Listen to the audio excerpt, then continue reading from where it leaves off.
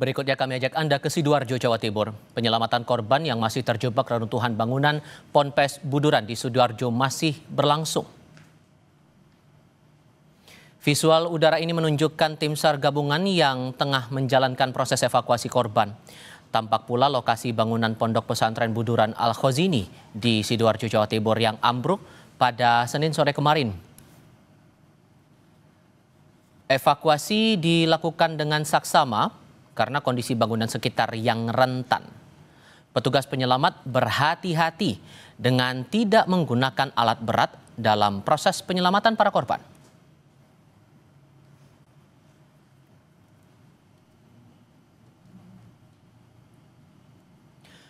Regu penyelamat benar-benar berpacu dengan waktu untuk menyelamatkan korban bangunan Pondok Pesantren Buduran yang ambruk dan masih terimpit bangunan. Umurmu berapa?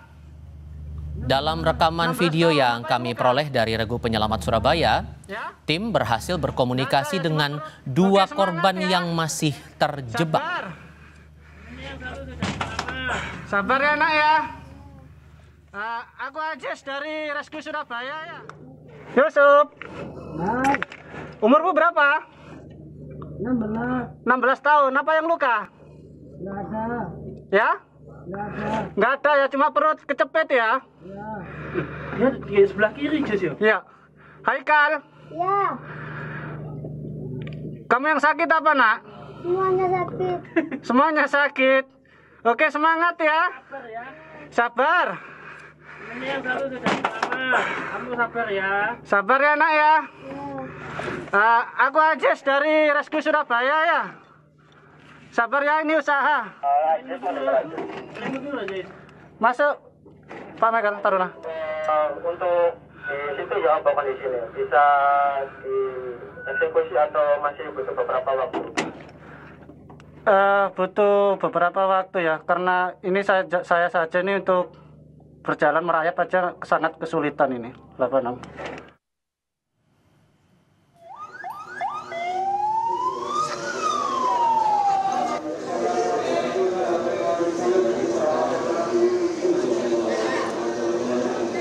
Hingga saat ini tim SAR gabungan masih berupaya menyelamatkan korban yang masih terjebak. Kepala Kantor SAR kelas A Surabaya, Nanang Sigit, bilang hingga kini masih ada 38 santri yang diduga masih terjebak. Data ini diperoleh dari pihak pondok pesantren yang menyebut jumlah santri saat kejadian sebanyak 140 orang.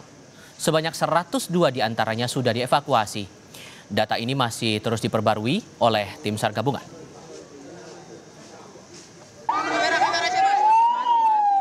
Patokan pada apa yang disampaikan dari pihak pondok pesantren bahwa santri pria itu ada 140 orang dan kemudian terevakuasi 102, baik itu evakuasi mandiri maupun yang dievakuasi langsung dari dalam reruntuhan bangunan. Tentunya seharusnya saat ini masih ada 38 orang. Dan itu juga masih kami konfirmasi kembali karena memang banyak juga santri-santri yang sebenarnya sudah pulang ke rumahnya. Polda Jawa Timur menerjunkan tim DVI ke Pondok Pesantren Al-Khozini Buduran Sidoarjo untuk membuka posko identifikasi korban ambruknya bangunan musala. Posko untuk menampung laporan warga yang merasa warga atau santrinya hilang. Selain membuka posko, polisi juga memberi bantuan trauma healing bagi korban maupun keluarga korban yang masih berada di sekitar pondok pesantren. Kalau terkait dengan tim kedokteran kesehatan atau kita kenal dengan tim DVI kita, Disaster Victim Investigasi juga sudah membentuk posko DVI di lokasi yang ada di Pondok Pesantren Al-Khozini ya, di Buduran Sidoarjo. Sudah langsung mulai malam ini juga ada posko, nanti tentu akan melakukan identifikasi. Yusuf, umurmu berapa? 16 tahun. Apa yang luka?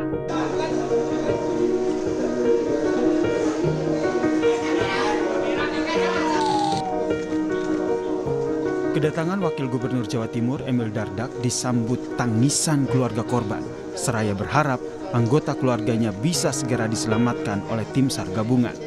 Saat hadir, Emil pun langsung berdialog dengan keluarga korban untuk menenangkan mereka. Emil bilang harapan untuk menyelamatkan para santri yang terjebak masih tinggi. Tapi mereka masih hidup. Tanda-tanda kehidupan, masih bisa menjangkau air, masih bisa bernapas. Ya, bismillah.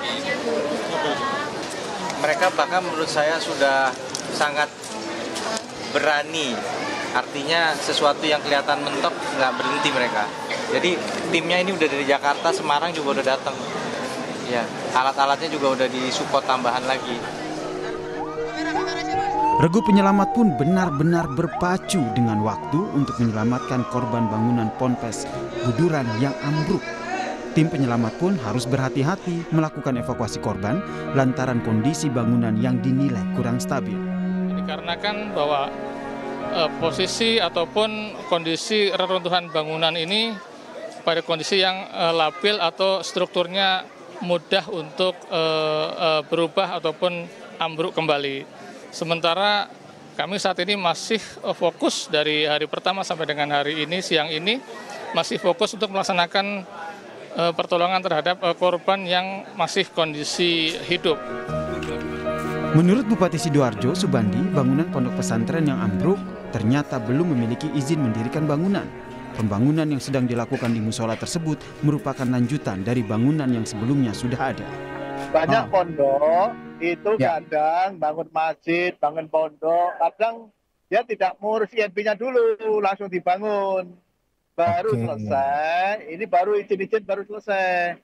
Nah mestinya sebelum dibangun, mestinya itu izin-izin termasuk INP, ini harusnya dikerjakan dulu, biarkan nanti konstruksi sebagai juga standar dalam bangunan.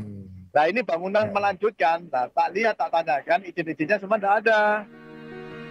Akibat bangunan pondok pesantren Buduran Al-Khozini yang ambruk, 3 orang meninggal dunia dan lebih dari 100 orang dirawat di rumah sakit. Tim Liputan, Kompas TV, Sidoarjo, Jawa Timur.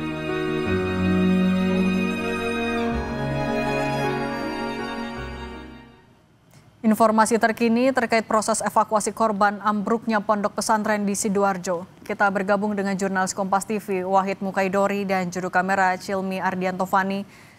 Wahid, sampai petang ini seperti apa evakuasinya? Masih ada berapa orang lagi yang terjebak?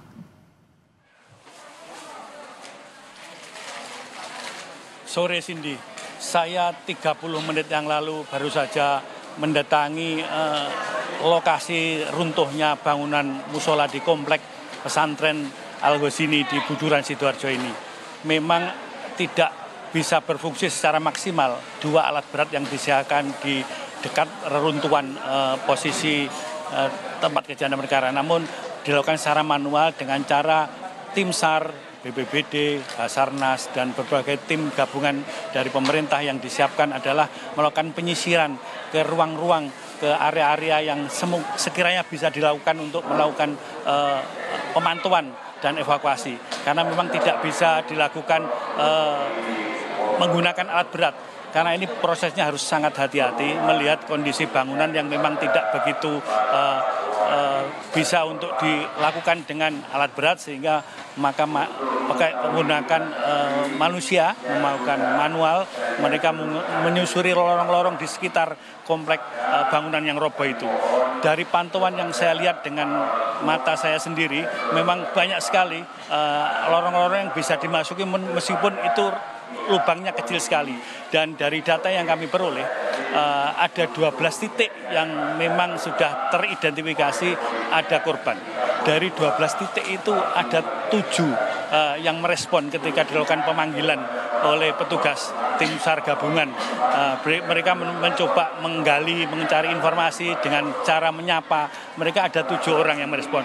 Itulah fokus yang menjadi titik sentral evakuasi pada sore hari ini, supaya mereka bisa diselamatkan dengan penuh hati-hati, karena kalau menggunakan alat berat tentu nanti mengkhawatirkan sekali kondisi korban. Itu yang saat ini dilakukan karena mereka berada di dalam reruntuhan yang situasinya sangat pengap sekali dan dengan di bawah potongan beton-beton besar. Dan selama ini dua alat berat itu hanya di standby-kan di depan, tapi tim SAR-nya tidak bisa melakukan apa-apa karena ini faktor kehati-hatian. Sekali lagi ini faktor kehati-hatian supaya menggunakan alat berat ini justru tidak mengkhawatirkan atau mengancam jiwa korban. Saat ini saya berada di posko BPBD, Basarnas, dan ada beberapa posko yang disiapkan seperti posko anti-mortem Bidokes Polda Jatim untuk melayani para wali santri yang saat ini ratusan orang berkumpul di sini, mencari informasi, mereka menggali data, mereka mencari informasi yang akurat tentang sanak keluarganya. Tidak semuanya orang tua, barangkali karena orang tua tidak tega untuk hadir langsung, tapi ada kerabat yang lain, ada sepupu, ada keponakan, ada saudara yang lain, untuk terus berada di sini dengan sabar. Tentu dengan doa, mudah-mudahan serapat dan keluarganya yang sekarang masih dalam pencarian bisa ditemukan dalam kondisi selamat. Jadi doa kita semua, Wahid, tapi Anda bisa gambarkan juga, tunjukkan kepada kami, seperti apa situasi di posko di sana, usaha apa juga yang sedang dilakukan oleh tim gabungan di sana seperti apa? Ini di samping kanan saya, samping kiri saya, dan belakang saya semua adalah para wali santri yang memang berada di sini sejak 3 hari yang lalu. Ini satu komplek, ini memang ini gedung sekolah di komplek Al-Ghazini.